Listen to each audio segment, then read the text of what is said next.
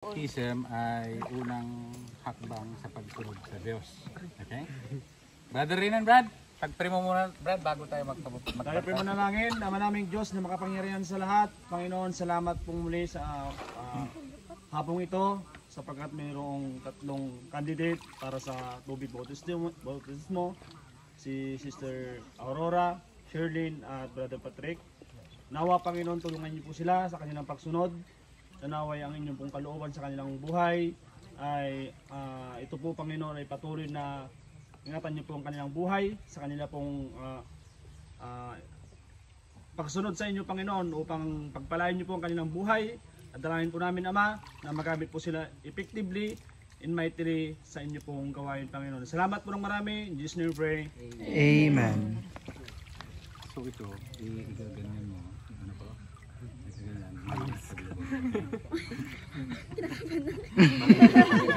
Hindi makarga.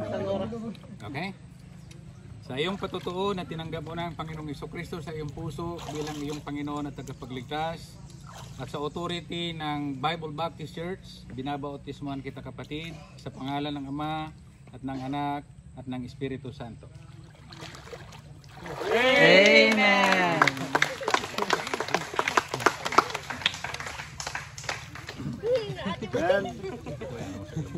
Nalamig. Sa iyong patutuo na tinanggap mo ng Panginoong Jesucristo sa iyong puso at sa authority ng Bible Baptist Church, binabautismohan kita kapatid sa pangalan ng Ama at ng Anak at ng Espiritu Santo. Amen. Dito ka muna. Okay, sa iyong patutuo na tinanggap mo ng Panginoong Jesucristo sa iyong puso bilang iyong Panginoon at tagapagligtas at sa authority ng Bible Baptist Church, binabautismohan kita kapatid sa pangalan ng Ama at ng Anak at ng Espiritu Santo.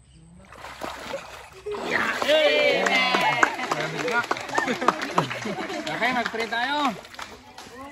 Pray tayo, Ama namin nasa langit, salamat po dakilang Diyos na sa hapong ito o sa tanghaling ito, Panginoon, mayroon tatlong inyong mga anak na sumunod sa tubig ng bautismo.